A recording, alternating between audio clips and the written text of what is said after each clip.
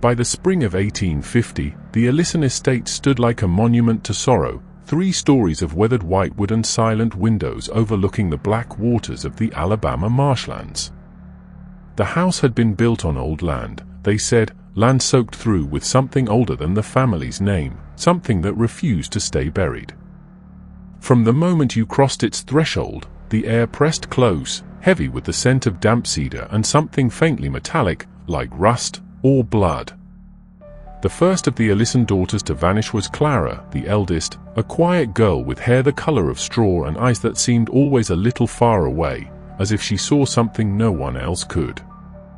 In the spring of 1850, when she turned 16, the family gathered what joy they could muster inside that hollow house, candles on the dining table, ribbons around her wrists, and a cake baked by the servants who crossed themselves when no one was looking.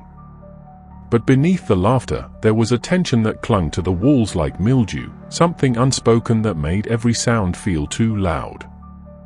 The Ellisons had lived on that land for nearly half a century, yet it had never truly belonged to them. The marsh crept closer each year, swallowing fences, drowning fields, and whispering at night with voices that carried across the still water. Clara said she heard those whispers, too. She began speaking of dreams, soft, fractured things she could never quite remember upon waking. She told her mother that a woman came to her in the dark, pale and thin, standing at the foot of her bed, humming the same tune her grandmother once sang to calm her as a child. The melody unsettled her, it seemed to rise from the floorboards themselves, trembling through the house until the mirrors fogged. Her mother told her not to speak of it, that it was simply the wind playing tricks. But there was no wind in those nights, only the sound of slow breathing from the walls. On the eve of her birthday, the air turned wrong. The servants felt it first, the heaviness that made their chests ache and their lamps flicker though no draught touched them. Outside, the sky was the color of iron, cloud-swollen and low. Mr. Ellison ordered the windows barred and the horses stabled early, muttering something about the storms that sometimes came in from the Gulf, violent and sudden. Clara sat by her window, her hands pressed to the glass as she watched the orchard sway. She said she saw shapes moving between the trees, long-limbed, bending figures that vanished when lightning struck. Her sister, Lillian, laughed at her fear, but when the thunder rolled across the fields, even she went silent. At supper, the family sat beneath the dim chandeliers, the silver-polished but untouchable. The storm had begun to crawl closer, and the house groaned with each gust. Clara barely ate. Her mother reached for her hand and found it cold, the skin damp as though she had been standing in rain. "You're trembling," she whispered, but Clara didn't answer. Her eyes were fixed on something behind her father's shoulder, a shadow that lingered on the far wall, moving though no candle flickered near it. When she finally looked away, she said softly, "It's calling again." The first crash of thunder came before midnight. Windows rattled in their frames. The dogs howled in the yard until the noise was swallowed by rain. Somewhere upstairs, a door opened on its own, then slammed shut hard enough to send dust down from the ceiling. The servants refused to stay, gathering their things and crossing themselves as they fled into the downpour. Only the family remained, Mr. Ellison, his wife, and their daughters, huddled in the parlor as the house seemed to breathe around them. The clock on the mantel struck 12, its chime drowned in the roar of thunder, and when the flash came, the world outside lit up in white fire. In that instant, Clara was standing by the window again. Her face was turned toward the orchard, her lips moving soundlessly. Her mother rose to pull her away, but before she reached her, the wind burst through the glass like a living thing. The candles went out. In the strobing light of the storm, Clara was gone. No sound, no scream, only the echo of her name whispered by the house itself, carried down the hall like a sigh. By dawn, the storm had passed. The land lay drowned, the orchard half submerged in grey water that mirrored the swollen sky. The search began immediately. Men rode out from town with lanterns and dogs, their boots sinking deep into the mud as they combed the fields and marshes. The dogs caught her scent near the back steps, followed it through the grass, and into the orchard, but the trail ended abruptly where the earth gave way to muck. Her footprints stopped at the edge of the last tree, toes pointed forward as if she had simply stepped into the air. They searched the pond, the river bend, even the neighboring farms, but no one found so much as a scrap of her dress. Mrs. Ellison did not sleep for 3 nights. She swore she heard Clara humming through the walls, soft, low, the same tune from her childhood lullaby. The sound came from the direction of the cellar, but when she followed it, the air grew colder, and the song stopped as if it had been listening for her. Mr. Ellison ordered the cellar sealed and forbade anyone from speaking of what had happened, though the townspeople already whispered their own stories. Some said the girl had been taken by the marsh, others that she had run away with a field hand, though no one believed it. The most devout claimed the land had claimed her in return for something old, something promised long before the Ellisons ever came to Alabama. Weeks passed. The house settled into silence, but the silence was never complete. Doors opened on their own again. The floorboards creaked under invisible weight. Lillian claimed she saw her sister's shadow on the landing at night, moving toward the orchard window, barefoot and still wet from the rain. The servants began to leave one by one, until only a single maid remained, an old woman who refused to go upstairs after dark. She said she could hear Clara walking there, pacing the hall outside her own locked door. By midsummer, the Ellison estate had begun to decay in small, quiet ways. The paint peeled from the shutters. The well water turned bitter. The orchard stopped bearing fruit. And yet, on certain mornings when the mist rose from the marsh, Mrs. Ellison said she could see a figure standing at the tree line, thin, pale, and watching the house. When she called her husband, the figure would vanish, leaving only the wet impression of bare feet in the grass. No one spoke of the birthday again. But sometimes, when the wind crawled down the chimney and the house groaned in its sleep, the family would wake to the faintest sound, a girl's laughter drifting through the dark halls, echoing from nowhere and everywhere at once, as if the house itself remembered her better than they ever could. After Clara's disappearance, the Ellison house changed in ways no one could have anticipated. At first, the family clung to reason, convincing themselves that grief and fear were twisting their perceptions, that creaking floorboards and shifting shadows were merely the result of old timber settling under the weight of storms. But the sounds began to grow louder, more insistent, and it became impossible to ignore them. It started with whispers, soft, unintelligible murmurs drifting through the parlor at night, like the echo of voices caught in the hollow spaces between the walls. Mrs. Ellison swore that she could hear Clara calling her name, faintly, from rooms that had been locked since her disappearance. Sometimes it was a single syllable, other times it stretched into sentences that ended in nothing, words swallowed by the timbre of the house itself. At first, the whispers seemed benign, like the distant murmur of a restless wind, but the tone carried a weight that pressed against the chest and made the blood chill. The family servants were the first to speak of what they heard, though they did so in hushed tones, faces pale and hands trembling. They reported seeing fleeting shapes move across the hallways, small, pale figures that vanished when anyone tried to focus on them. Candles would flicker and go out, no drafts apparent, and doors that were latched tight would swing open with a slow, deliberate motion, as though beckoning someone inside. Footsteps echoed on the second floor, where no one had dared to go since Clara vanished. At first, Mr. Ellison dismissed it as imagination, attributing the strange occurrences to the storm-damaged house and his own anxiety. But when he himself heard the soft, familiar voice calling Clara's name from behind the bricked-up nursery door, his skepticism faltered. The sound was unmistakable, high-pitched, tremulous, carrying the cadence of his daughter's voice even though her absence had stretched over months. It was Mrs. Ellison who first realized the full terror of the house's whispers. She had begun keeping vigil at night, sitting by the fireplace in the parlor with a candle in one hand and a rosary in the other, praying for the soul of her lost child. It was during one of these vigils that she first heard Clara speaking from behind the nursery wall. The voice called for her, pleading and soft, as if trapped in a narrow shaft of space, desperate to reach the outside world. At first, Mrs. Ellison thought she might be imagining it, but the sound persisted night after night. She could feel the timbre reverberating through the floorboards, rattling her heart as she pressed her ear to the wall, listening to the impossibly intimate tones of her daughter's speech. Some nights, the voice was desperate, almost mournful. Other nights, it laughed softly, a sound so familiar and yet warped that it made her stomach churn with dread.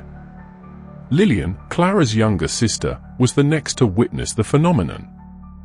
She had been staying in her own bedroom when she began hearing the whispers along the hallway outside. At first, she froze, listening to what seemed like Clara moving about, though the floor above was empty. When she dared to step into the corridor, the hallway stretched longer than it should, darkened corners hiding the glint of a pale form that melted into the shadows before she could see it clearly.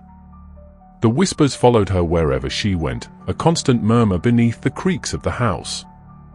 At night, they circled her room, seemingly threading themselves into the very air she breathed, urging her to look, to step closer, to follow. Sleep became impossible. She would wake drenched in sweat, convinced she had glimpsed her sister in a corner, only to find the space empty, as if it had never been there at all. The bricked-up rooms became the focal point of the family's fear. Mr. Ellison attempted to reinforce the doors, to cover any cracks with fresh timber, to seal the windows with boards, but nothing stopped the sound. Sometimes, the voice whispered from above, from below, from within the walls themselves, a constant presence that no lock could contain. At first, the family thought it might be the wind, the groan of timber, or some trick of the acoustics in the old house, but the timing was too precise, the calls too deliberate. They often came at night, always coinciding with the hours when the house seemed most empty, when the candlelight flickered as though trembling from fear itself. The servants eventually left, unable to endure the long nights filled with whispers, the sensation of unseen eyes tracking every movement. Only the family remained, trapped by both duty and fear, unable to abandon the estate that had been home for generations. Mrs. Ellison began to note patterns, scribbling observations in a journal hidden beneath her bed. The whispers came stronger in certain rooms, particularly the nursery and the room Clara had once shared with Lillian. They were weaker near the parlor and kitchen, but never absent. The voice would rise and fall, sometimes pleading, sometimes mocking, and always repeating a single word that chilled the marrow: "Come." It was never angry, never threatening in the conventional sense. It simply demanded attention, and the house would not relent until it received it. One night, desperate to understand what was happening, Mr. Ellison attempted to confront the phenomenon. He walked the hallways at midnight, candle held high, and called out his daughter's name. The house responded almost immediately. From the nursery came a whisper, "Father," soft, almost hesitant, but undeniably Clara's voice. He pushed at the bricked-up door, listening as the sound swelled, becoming a low, urgent hum that seemed to vibrate through the floorboards, pressing into his chest until breathing itself became difficult. He staggered backward, convinced that if he did not obey, the house might consume him as it had his daughter. Mrs. Ellison's prayers that night were frantic, murmured into trembling hands, beseeching mercy and release for the trapped spirit. The whispers continued day after day, night after night, embedding themselves into the lives of the family. Windows and doors that once delineated space now seemed porous, allowing sound and shadow to creep between rooms without obstruction. Objects shifted when no one was looking. Chairs overturned. Curtains twitched. The very air inside the Ellison house carried the resonance of Clara's presence, subtle yet omnipresent. No one could leave the parlor without feeling the brush of cold air across their neck, and no one could enter a room without hearing the faint, lilted murmur of a voice that should not exist. The family began to understand that the house itself had become a vessel, a prison for what remained of Clara, and that the whispers were not simply echoes of grief but evidence of something that would not be silenced, something that refused to be forgotten. Even as the seasons changed, the whispers persisted. The townspeople avoided the estate, warning travelers to steer clear of the Ellison grounds after sunset. Children claimed to see shadows at the windows, figures flitting behind drawn curtains, and men reported hearing the faint strains of a girl's voice floating across the marshes, calling softly for her family. Within the walls, the Ellisons could not ignore the sound, nor could they live in peace. Every moment was punctuated by the low hum of memory-made flesh, a haunting that spoke not only to their loss but to the house's insatiable desire to keep what it had claimed. The family came to realize that no barricade, no prayer, no act of human will could stop it. The house itself was alive in its grief, or perhaps in its hunger, and it would not rest until it had what it demanded. Every creak, every whisper, every faint murmur of Clara's voice served as a reminder that the house had already chosen its victims, and that what had been lost was not simply a child, but the very boundaries between the living and the trapped, between the world outside and the darkness within.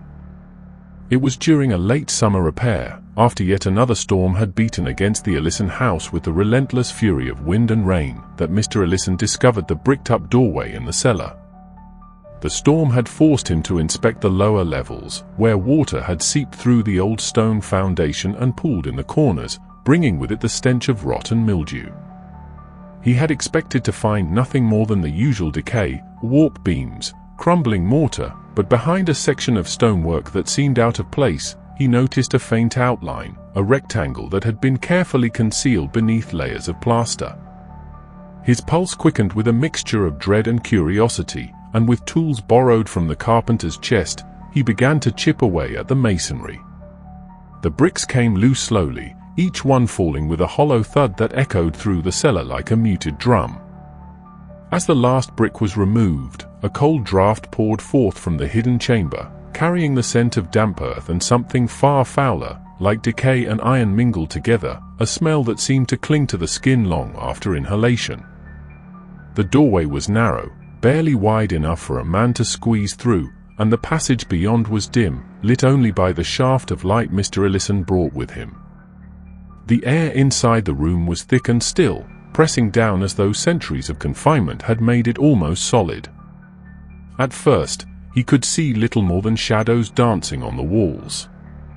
Then his eyes adjusted, revealing a scene that made his stomach twist. The floor was littered with decayed toys, dolls missing eyes, wood blocks split and rotting, and a small cradle, empty yet ominously positioned in the center of the room. The cradle seemed too large for any child in the family, yet it was unmistakably a cradle, as if meant to hold something that had long since been taken. Dust rose in motes around him, disturbed by his presence, and in the corners, cobwebs stretched like delicate curtains. What unsettled him most were the portraits. They hung on the walls, faded with age, their paint flaking, yet still distinguishable as faces of young girls. They were the faces of children he had never known, daughters who had not been spoken of in the family records. Their eyes seemed to follow him, some wide with terror, others calm in a way that made his skin crawl.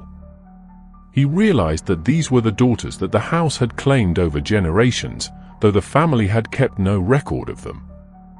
Each painting was framed with ornate wood, carved with motifs of twisted vines and unrecognizable figures, as if the house itself had attempted to preserve them. The portraits were the first clue that the disappearances were not accidents or tragedies but part of something older, something hidden within the very foundation of the estate. As Mr. Ellison stepped further into the room, the shadows deepened, and the temperature dropped sharply. The air seemed almost viscous, slowing his movements as though the house itself resisted intrusion.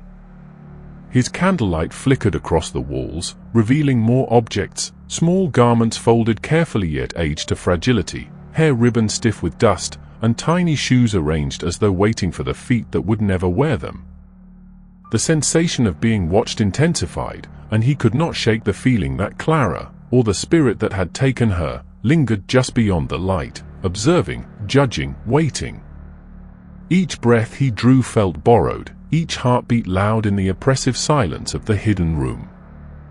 It was then he noticed markings etched into the plaster of the walls. Symbols, cryptic and angular, scratched as though by fingers long dead, formed patterns that were difficult to interpret but unmistakably deliberate. They twisted around the corners of the room and converged above the cradle, forming a sigil that radiated an eerie weight, almost as though it carried the expectation of ritual. The etchings were not fresh, they had long been hidden, preserved by the very masonry that concealed them. Yet their presence confirmed a thought Mr. Ellison had tried to ignore. This house had been built on pacts and secrets older than his family, and what it demanded of them was recorded in the very walls, carved into the foundation of their lives. He stepped closer to the cradle and felt a chill that ran through him as though the room had inhaled his warmth. It was empty, yet he could imagine it full, a vessel for something fragile, living, stolen away into the void. The floorboards creaked under his weight, and he realized that the room had been undisturbed for decades, perhaps even a century. The dust, the decay, and the silence were not signs of abandonment but of containment. The house had hidden this space for a reason, and the weight of that reason pressed down upon him like stone. Mrs. Ellison found him hours later, candle in hand, staring at the portraits as though they whispered answers to questions he had not yet asked. Her face turned pale at the sight, and when she saw the empty cradle, her breath caught in her throat. The room was more than a repository of lost children, it was a shrine, a record, a warning. The air felt alive with the memory of the daughters who had vanished before, their presence lingering as though sewn into the very fabric of the house. She shivered as she realized that the house had never been just a home, it had been a keeper of its own, a collector of lives, and that what had happened to Clara was part of a pattern that had existed long before her family arrived on the land. The discovery of the hidden chamber changed everything. The whispers that had haunted the halls, the soft calls of Clara's voice, suddenly made sense in a way that was terrifying. The house was not simply haunted, it was complicit, an entity with its own will, shaping the fate of every daughter born within its walls. The Ellisons understood that the rooms, the walls, and the foundations were instruments of something vast and patient, something that demanded obedience over centuries.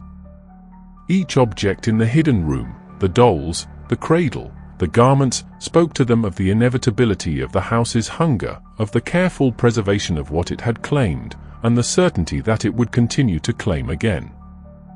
Even as they attempted to leave, to repair the house, to close off the cellar, the room remained. Its presence was a constant reminder of the incomprehensible forces at work in the old house. At night, the family would hear Clara's whispers again, now mingled with a deeper, more insistent tone, as though the house itself was speaking through her, or speaking to her, reminding them that the hidden room, with all its secrets, was only the beginning. The chamber had revealed the truth in part, yet the rest remained shrouded, a darkness that reached beyond the candlelight, beyond the bricked walls, into the very marrow of the Ellison estate, ensuring that no one would ever feel safe, or free, within its confines. The hidden room was a place that bore witness to the house's will, a physical manifestation of its appetite for daughters, and a stark reminder that the Ellisons were neither owners nor masters, but tenants in a home that obeyed a law older than any living memory, a law whose terms were written in dust, paint, and the bones of those it had taken. Every night thereafter, the family heard the whispers grow louder, carrying with them the weight of expectation, the certainty that the house would not rest, would not forgive, and that the hidden room was merely the first of many revelations yet to come. 2 years had passed since Clara's disappearance, yet the Ellison house remained steeped in a restless tension that seemed to thrum beneath its very floors. The estate, once a stately presence overlooking the dark waters of the marshlands, had begun to decay with an air of inevitability. Windows rattled when no wind blew, doors would swing open on their own, and the whispers that had haunted the family after Clara's vanishing persisted, growing in urgency and complexity. Mrs. Ellison could no longer distinguish between the voice of her lost daughter and the house itself, which had become a single entity, speaking through drafts, shadows, and the faint tremor of walls. Despite their attempts to maintain normality, the family could not escape the sense that the house demanded something, that it kept a ledger of lives owed, and that the ledger was far from balanced. Lillian, now 15 and fully aware of the family's history, approached her own 16th birthday with a mixture of fear and defiance. She would not allow herself to be overtaken by the same terror that had claimed her sister. She spent days walking through the orchard, trying to convince herself that the marsh, the trees, and the foggy expanses of the land were merely natural hazards, not sentient things waiting for a debt to be collected.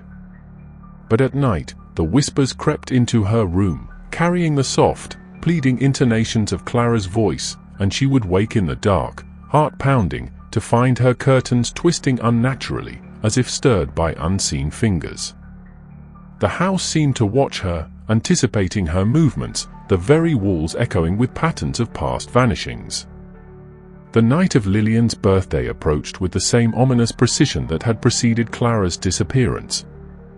A storm rolled across the marshlands, heavy clouds blotting out the moon and stars, and the house shivered beneath the first gusts of wind. Lightning revealed strange, fleeting shapes moving across the halls, shapes that vanished when approached. The servants, long reduced in number, whispered that they felt the house itself breathing, a slow, deliberate rhythm that matched the thrum of their own hearts. Every candle guttered and went out, every lock on the doors seemed inadequate, and every floorboard groaned under invisible weight. It was as though the house were preparing itself, tightening its grip in anticipation of the inevitable. Lillian, despite her fear, refused to be passive. She walked the hallways alone that night, candle in hand, trying to track the sources of the whispers, trying to confront the voices that called her name from behind locked doors. The hidden room in the cellar, which her father had discovered after Clara's disappearance, had become a symbol of dread for her. She avoided it, knowing instinctively that whatever power resided within its walls was connected to the vanishings, and that to enter it would be to invite the same fate that had claimed her sister. Still, the house pursued her relentlessly. The whispering followed her from room to room, sometimes directly behind her, sometimes through walls, always pressing, always insistent. In the hours just before midnight, she felt a presence behind her, something not entirely human, something that moved with a fluid, deliberate patience. It was as if the house itself had grown impatient, eager to claim its due. Shadows stretched along the floors and walls, twisting unnaturally, forming shapes that were grotesque yet faintly familiar, reminiscent of the girl she had once called her sister. The whispers became clearer, more urgent, directing her toward the staircase that led to the upper floors. Her feet moved almost of their own accord, as though the house had taken possession of her limbs.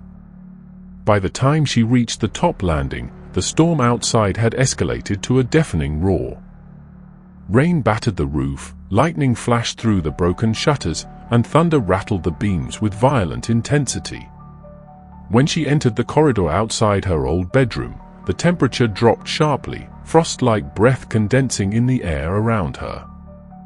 Her candle flickered violently, and in the wavering light, she glimpsed a pale figure at the far end of the hall. It was tall and thin, almost transparent, yet unmistakably human in form. Lillian froze, recognizing the outline of her sister, or the twisted echo of her sister's likeness. The figure extended a hand, beckoning.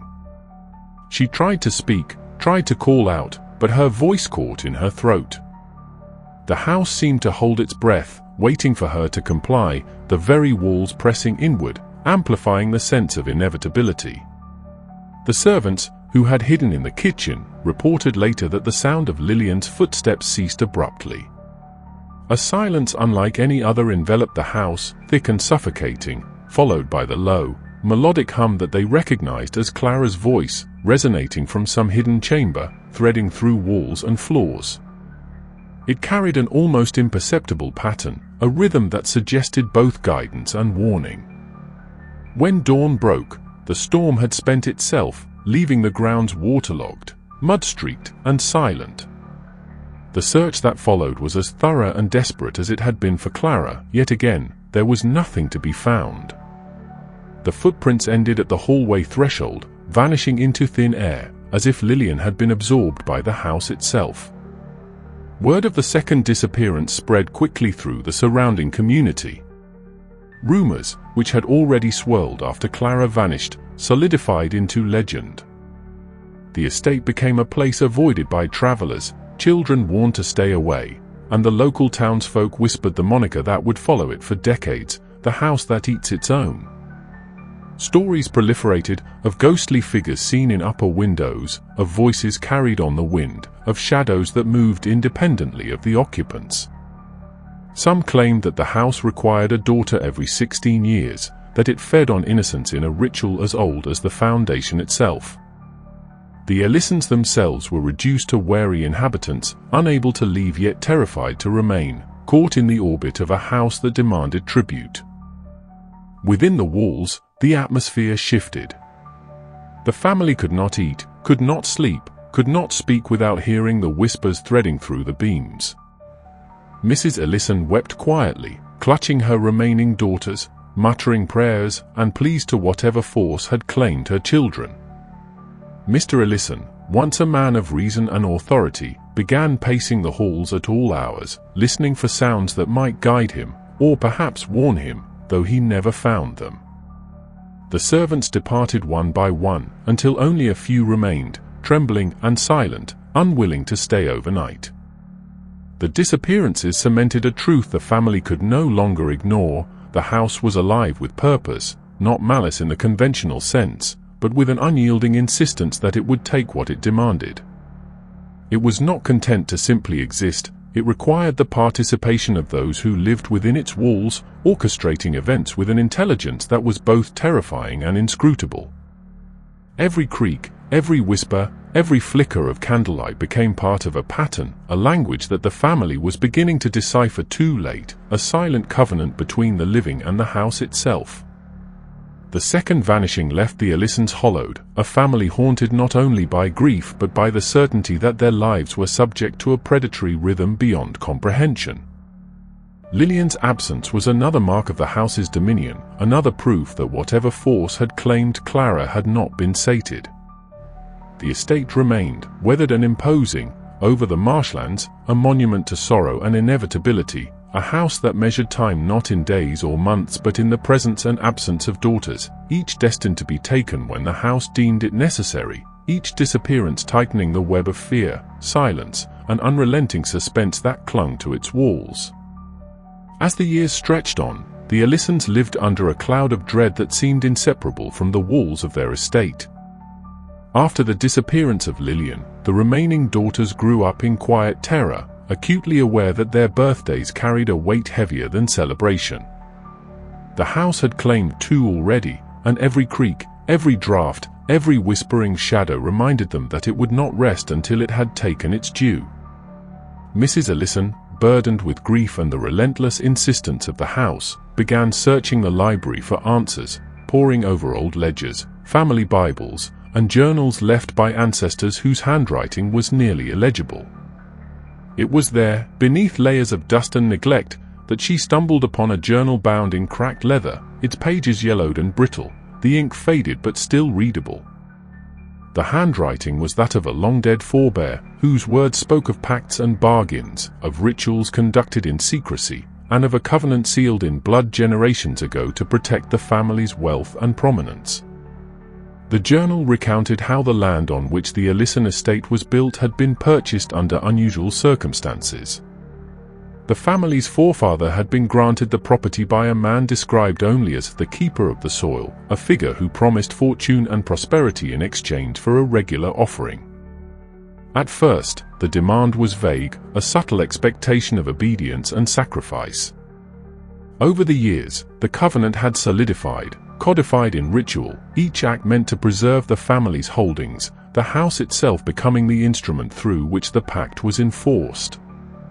One line, written in the journal with particular emphasis, chilled Mrs. Ellison to the core. Every daughter of the blood, upon her 16th year, shall be rendered unto the house, that the soil may remain fertile, and the lineage prosper. Mrs. Ellison read and reread the passage, her fingers trembling as the realization set in. This was no random misfortune, no curse born of mischance. The disappearances were deliberate, part of a design, a contract binding the family and the house together across generations. The weight of the truth pressed upon her chest with an almost physical force.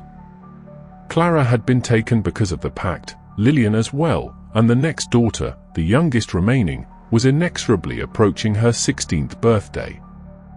The journal described rituals, sacrifices, and symbols, the instructions often cryptic, the words a mixture of warning and instruction. The house, it seemed, had been the vessel of this covenant all along, shaping the lives of its occupants to fulfill the terms laid out centuries before. As she pored over the pages, Mrs. Ellison noticed the illustrations, crude yet haunting depictions of the house with figures emerging from it, some pale, elongated, their forms stretching unnaturally, others smaller, bending toward the ground, absorbed by darkness.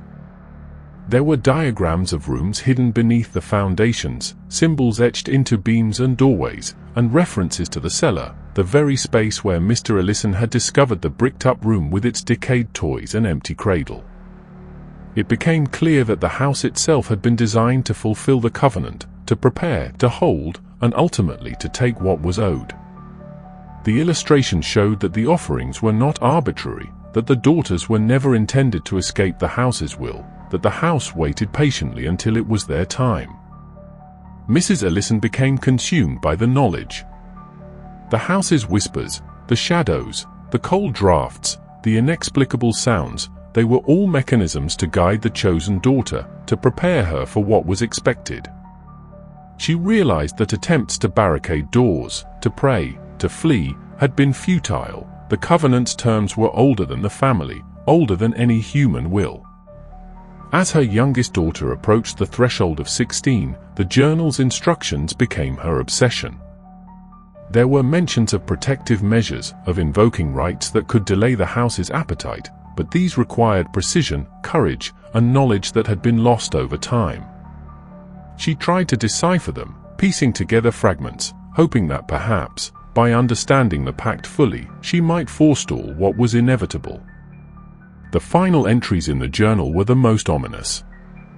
They described the house as sentient, patient, and inexorable. It recorded how previous generations had attempted to resist, some with minor success, only to suffer consequences that were more dreadful than submission. The covenant was portrayed not as a punishment, but as a mechanism for preservation, a force that demanded payment to ensure the family's continued existence and prosperity. The words made Mrs. Ellison shiver with the recognition that the house had never been merely a residence, it was a participant, a predator, a guardian of the terms laid down centuries prior. Any act of defiance would not stop it, it would respond in ways that the living could scarcely comprehend. Night after night, Mrs. Ellison would sit by the fireplace, the journal open on her lap, listening to the soft murmurings that filled the halls. The whispers now carried a new weight, a subtle, insistent guidance that seemed to anticipate her thoughts, nudging her toward decisions she did not wish to make. Sometimes, the faintest sound of laughter echoed through the corridors, a sound that reminded her of Clara, of Lillian, of the children who had been taken before. At times, she could swear she saw glimpses of them, pale forms at the edge of her vision, waiting for the hour that could not be avoided. The house seemed to pulse with life, aware that its next due was approaching, and she understood with a sickening clarity that there was no bargaining with it, only preparation. The youngest daughter, sensing the unease of her mother, became restless. She questioned the walls, the whispers, the shadows, but received no answers, only the oppressive weight of expectation.